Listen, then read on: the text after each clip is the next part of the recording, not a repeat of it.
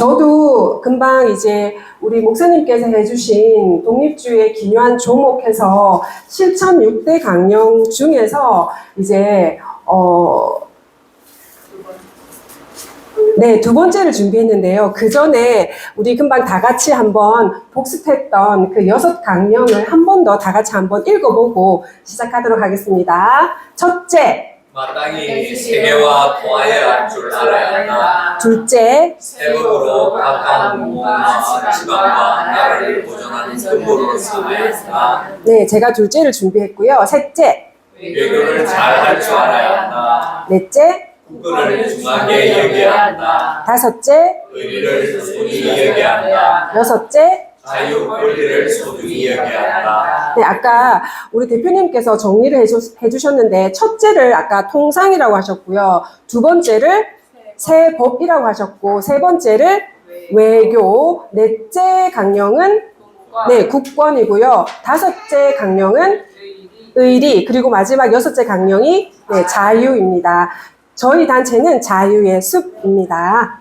네, 그리고 자유의 숲을 거닐다라고 출판사도 네, 같이 겸하고 있습니다. 자, 지금 시간에는 이제 두 번째 세법으로 각각 자신과 집안과 나라를 보존하는 근본을 삼아야 한다.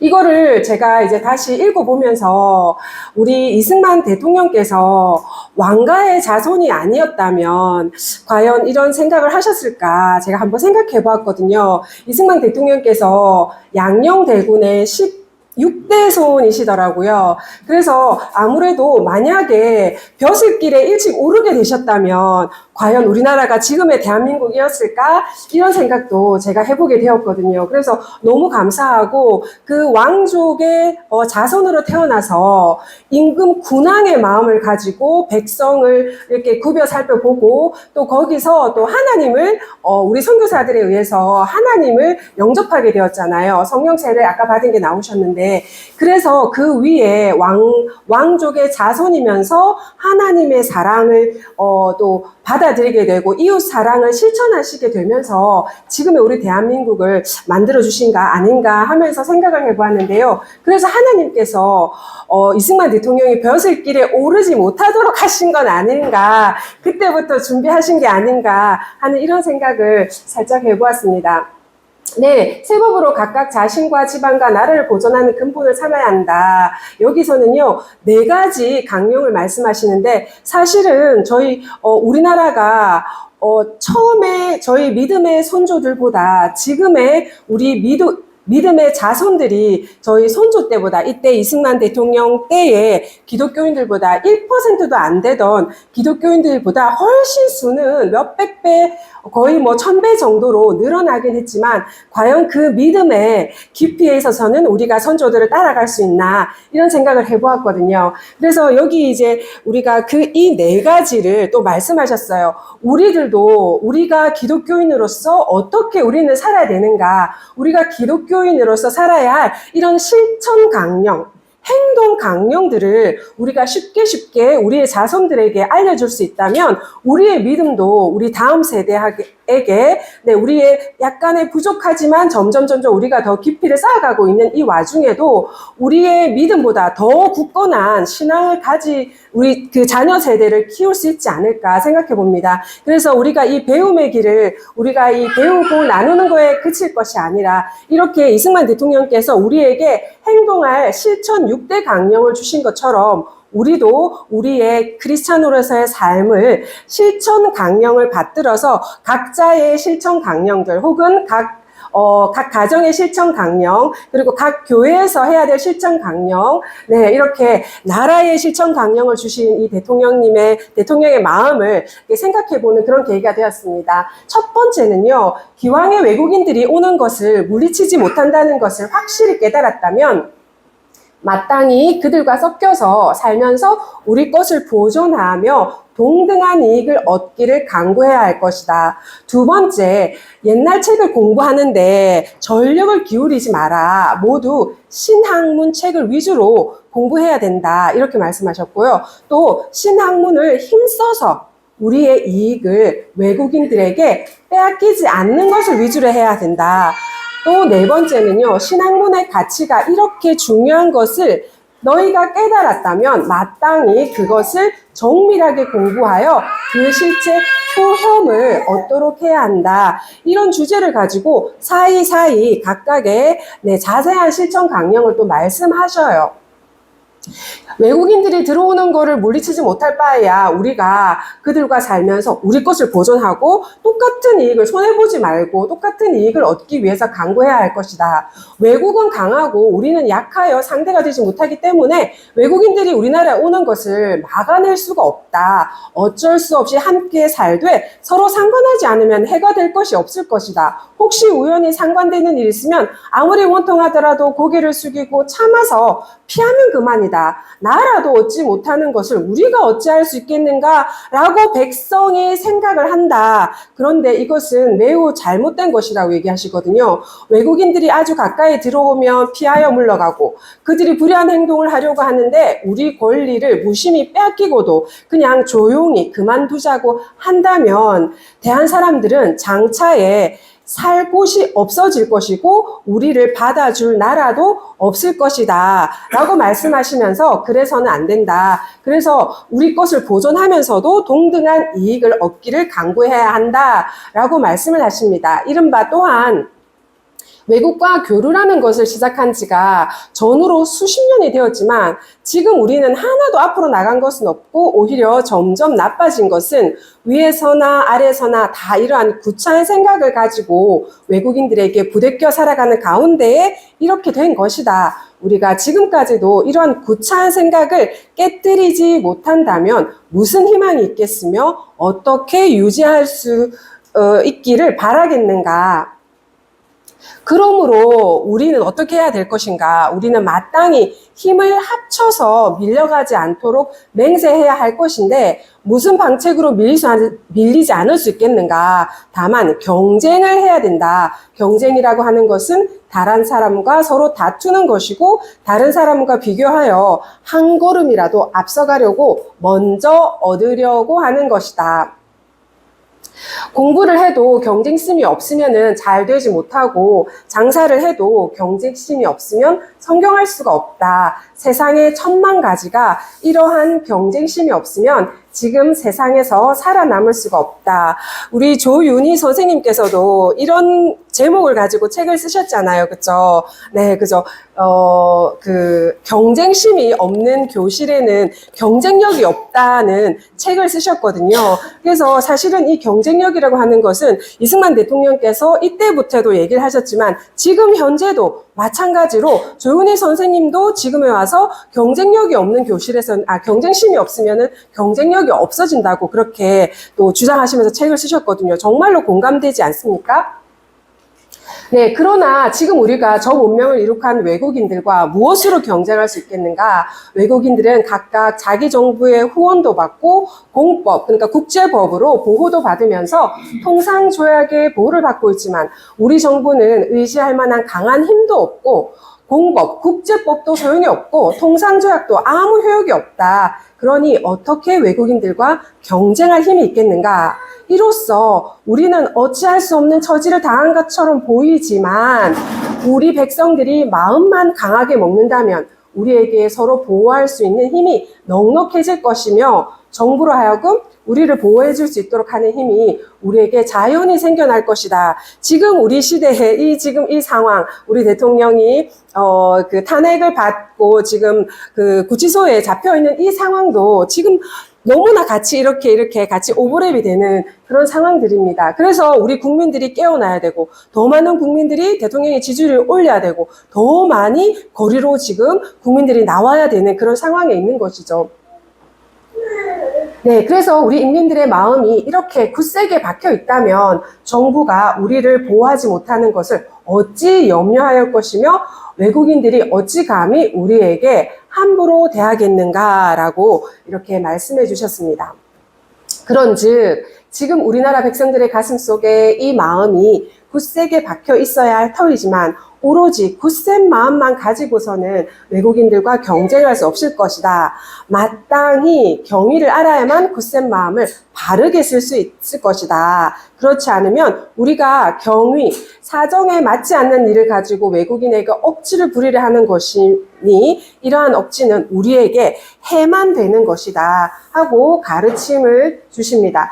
그래서 우리가 외국인들을 제대로 상대하기 위해서는 그들의 경위와 법에 대해서 알아야 되고 우리의 전적인 마음으로 새로운 문물을 우리가 숭상해야 되고 그리고 외국인들의 인정과 그들의 풍속과 그들의 교화와 정치에 대해서도 마땅히 알아야 된다. 그렇게 해야만 우리가 무식을 면할 수 있다. 왜냐하면 이때 당시에 우리 백성들은 정말로 무식했고 잘 몰랐기 때문에 너무나 간절한 마음이 느껴졌습니다. 그리고 나서야 우리가 문명한 사람들을 대하여도 스스로 머리가 숙여지는 수치를 면할 수 있을 것이며 그들을 어떻게 상대해야 하는 줄을 알 것이다. 시비를 당해도 잘잘못을 분간할 줄도 알게 될 것이라고 하셨습니다.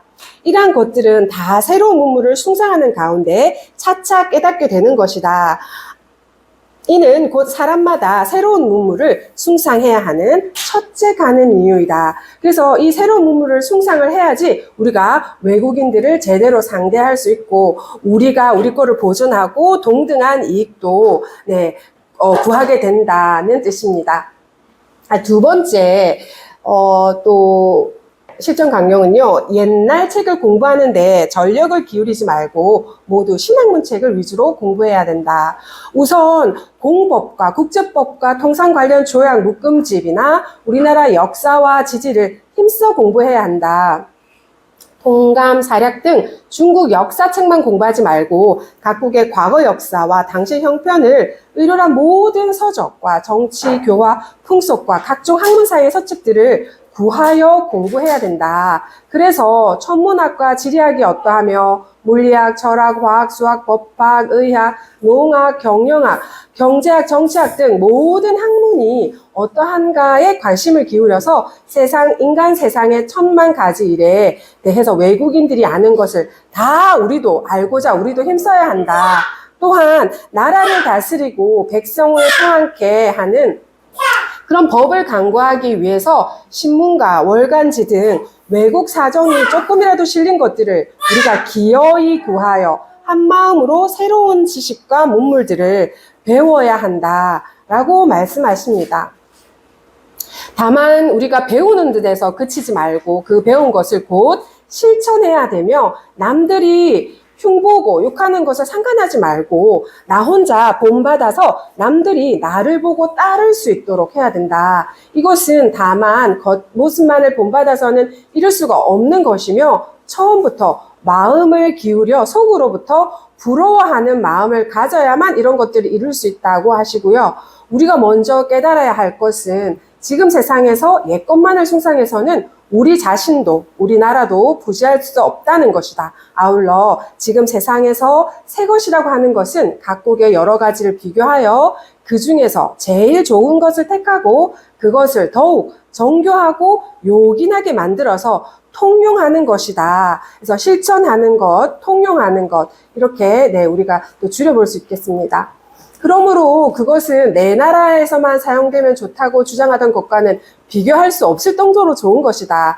비록 우리의 좋은 것이라도 이제 다 버려라. 새 것을 본받아서 행해야만 살아남을 수 있다는 것을 깨달아야 한다. 우리가 이러한 생각을 마음속에부터 먼저 간직한 후에 새 것을 채택해야만 그 효과가 빠를 것이다. 그렇지 못하여 새 것도 좀 보고 옛 것도 좀 보고 섞어서 차차 상황에 따라 변할 것이라고 여긴다면 이것은 서쪽 층계에 오르려 하면서 동쪽 층계를 오르는 줄을 당기며 놓지 못하는 것과 같을 것이다. 그렇다면 어떻게 빨리 높은 곳에 도달하기를 바랄 수 있겠는가. 그래서 전심을 다해서 새 것을 채택해라고 말씀하셔서 그러므로 우리는 옛날 제도에서 가장 기묘하게 여기던 것도 이제 다 버리고 바꾸어서 새 것으로 대신하겠다는 각오가 있어야 되고 이렇게 작정하고 밤낮으로 변하여 사람과 집안과 나라가 낱낱이 새롭게 되어 장차 10년, 20년 안에 우리 손으로 우리나라 전체를 영국이나 미국 같은 나라가 되도록 만들기를 한 마음으로 힘쓴다면 어찌 일본보다 뒤떨어질 것을 염려하겠는가. 네, 너무 10년, 20년으로 가네요. 네, 그때 당시에 10년, 20년 뒤에 우리가 외국 거를 배우면 우리도 그렇게 하에서 그들과 같이 될 수 있다고 생각하는 게 정말 너무 대단하신 것 같아요. 네. 왜냐하면 실제로 그랬으니까 메이지 유신이 아주 시간이 길지가 않았잖아요. 아, 거의 메이지 유신도 10년 전에, 20년 전에. 네. 1870, 그래서 참 너무 1868년도에 너무 정말 훌륭하신 것 같아요. 일본이 이처럼 이제 저처럼 성공한 근본 원인을 살펴보면 이렇게 이제 일본의 예를 들면서 말씀하시네요. 다 위에 있는 사람들이 먼저 깨닫고 아래 백성들을 가르치고 인도하여 신학문이 아니면 곧 행세하지 못하여 살 수가 없다는 것을 알도록 만들어 주었기 때문에 백성들이 저렇게 신속히 변한 것이다. 우리나라에서는 정부 관원들이 인도하여 주기를 바라기도 어렵고 그들이 인도하는 것을 또한 기다릴 수도 없는 실정이니 우리가 다 각기 인도자가 되어서 몇 배로 노력하고 수고해야 할 것이다. 이는 사람마다 새 것을 구하기를 용감하게 해야 한다는 것이다. 지금도 우리나라는 정치만 잘하면 우리나라는 다 잘한다.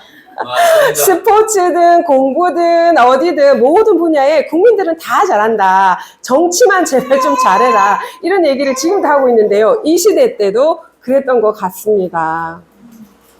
네, 이승만 대통령의 둘째 강령에서 또 세 번째로 말씀하시는 것은 신학문을 힘써서 우리의 이익을 외국인들에게 빼앗기지 않는 것을 위주로 해야 된다. 농학을 배워서 어서 바삐 졸업하여 황무지를 개척하고 기계를 들여다가 수확량을 몇 배로 늘게 하여 외국인이 먼저 개척에 착수할 겨를이 없도록 하라. 그리고 상업을 배우고 외국 상인들의 상업상 권리가 저절로 줄어들게 하고 우리 국민들이 배워서 그렇게 하라는 얘기죠. 광산학을 배워서 전국 광산에서 나오는 이익을 외국인들이 차지하기 전에 먼저 확보하도록 해야 된다.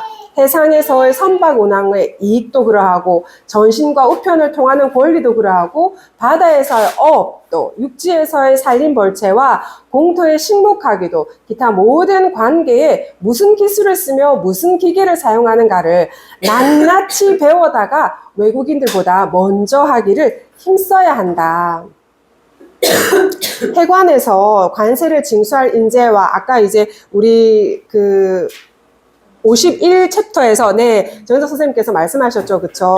관세를 징수할 인재와 각 아문에서, 아문은 이제 고문관직, 행정 분야를 얘기하는 거고요. 이런 것들 맡을 인재들이 많이 길러내어서 외국인들을 고용하지 말고 새로운 제도를 시행하게 해야 된다. 물건을 제조하는 방법도 가지가지 다 배워서 외국 물건을 사오지 않고 직접 만들었으며 만든 물건들을 외국으로 수출하고 다른 나라에 돈을 벌어들이는 것을 큰 사업으로 여겨야 한다. 물건을 제조하는 것이 매우 긴급한 문제이다. 다만 의복 한 가지만 보더라도 손으로 짜는 것보다는 기계로 짜는 것이 품질도 정교하고 값도 싸다. 우리나라에서 짜는 포목은 사다 입는 사람이 없기 때문에 포목을 짜는 사람도 없어지고 전국 백성들은 모두 서양목으로 만든 옷만 사입고 있으니 1년에 의복으로 인해 외국으로 나가는 돈이 얼마나 많겠는가. 네, 그 외에도 온갖 일용품들이 다 이와 같이 수입에 의존하고 있다. 만일 이러한 상황이 항상 계속된다면 전국에 혈맥이 마르고 재물은 귀해지고 사람값은 천해질 것이다. 그렇게 되면 일꾼을 고용하는 대가로 지급하는 월급이나 품삯이 해마다 떨어지고 사람이 살기는 점점 어려워져서 백성들이 개와 돼지 같은 대접을 받으면서도 얻어먹기가 어려워 따로 서기를 생각하지 못할 것이다. 이 어찌 백성들을 남의 나라 노예로 만드는 중요한 요인이 아니겠는가. 이런 생각을 어떻게 우리 이제 평민들의 생각에서 이렇게 전 국민을 생각하는 이런 생각이 나올 수 있을까 생각해보면 정말 왕족의 자손답지 않습니까? 진짜 군왕의 모습을 가지고 있는 거죠. 아니 또 지금까지는 통상이라 그래서 상업에 대한 거잖아요. 방금 하셨던 부분은 어떻게 보면 공업적인 거잖아요. 제조업. 네네네. 네. 네네. 만드는 것도. 네. 실제로 우리는 70년대 와서 새마을 운동하면서 이제 공업화가 됐는데 이때 벌써 아직 유학도 가기 전이신데 이 공업화가 중요하다는 거를 네. 아셨다는 네. 그런 제안 같습니다. 네.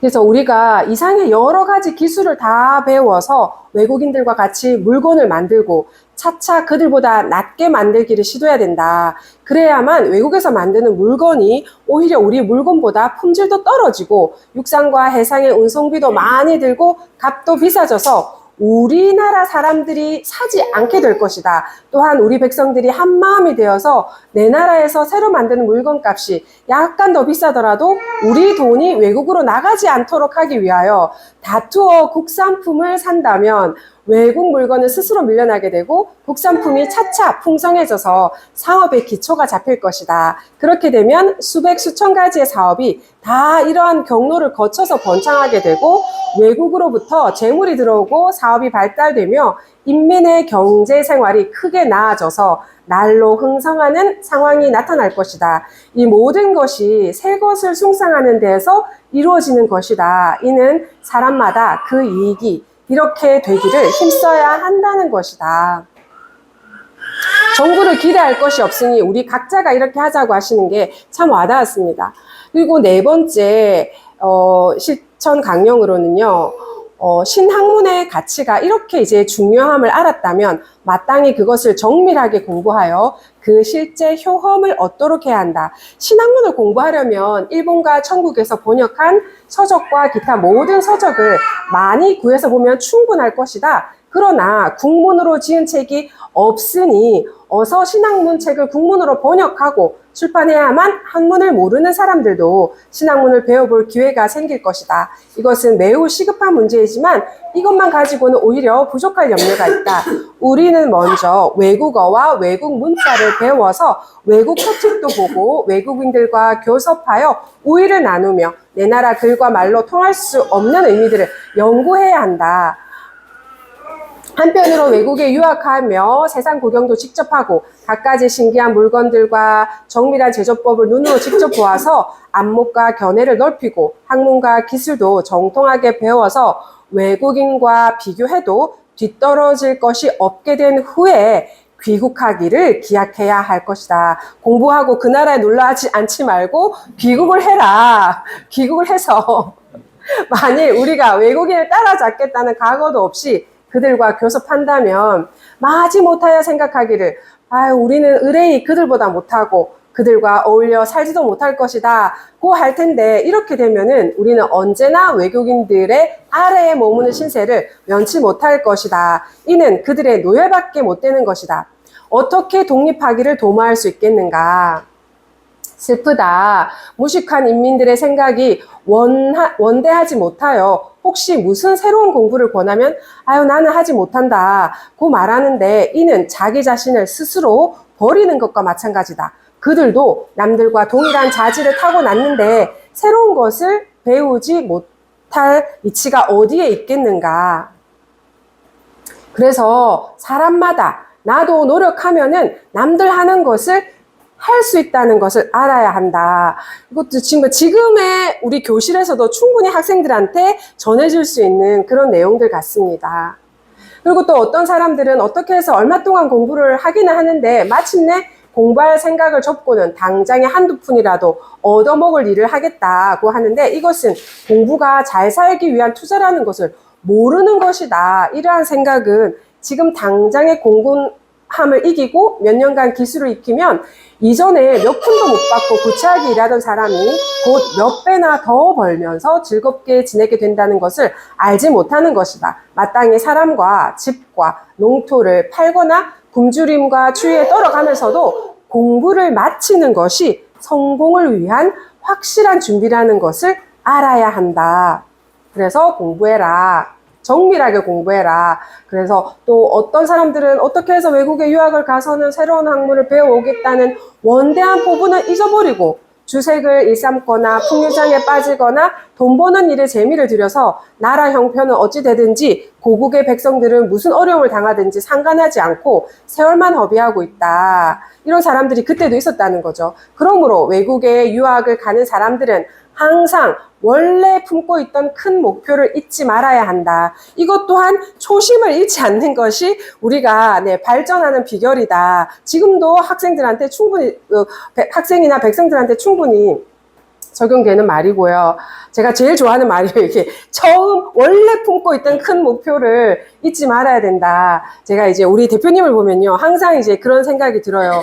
초심을 지키고 이렇게 쭉 자유습을 이끌어 오시는 것 같아요. 그래서 이제 한 명 한 명 이렇게 또 여러 선생님들 또 모이시고 계속 이렇게 이어지고 발전하고 있는 게 아닌가, 네, 그렇게 생각을 합니다.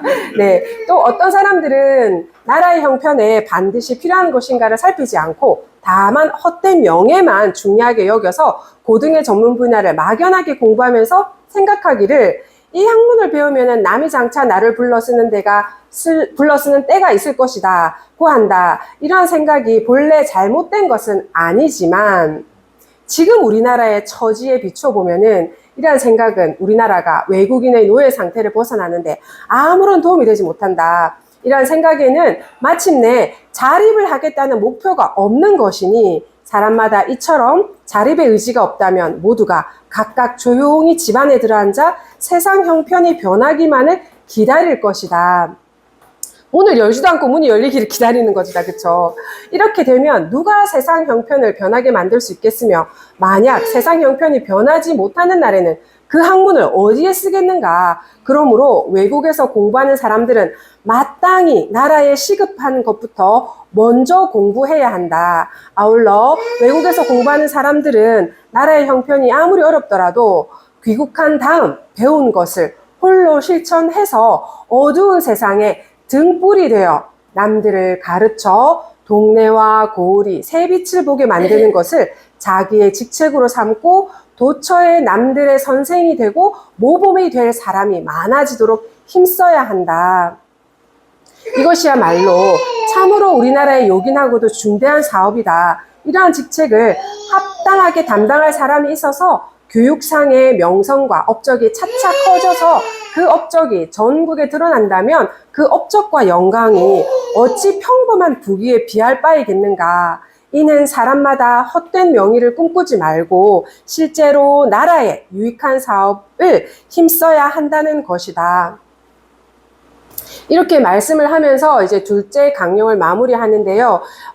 우리가 다 같이 한번 이렇게 둘째 강령에서 4가지로 요약한 이 부분에 우리가 정리를 한번 해보려고 합니다. 네, 첫 번째로 이승만 대통령은 경쟁이 좋다고 하셨어요. 경쟁은 발전을 장려한다. 지금 현재에서도 경쟁심이 없으면은 경쟁력이 당연히 떨어지게 되고 아이들이 시험이 없어졌기 때문에 학습 수준이 매우 낮아지죠.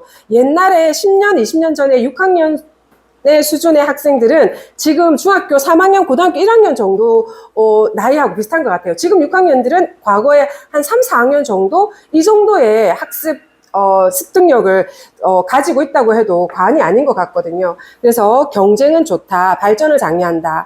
그런데 그런 굳센 마음만 가지고서는 경쟁을 할 수가 없다. 할 수가 있긴 하겠지만 우리가 더 세법으로 각각 자신과 집안과 나라를 보존하는 근본을 삼기 위해서는 외국인들의 경위와 세법도 알아야 된다.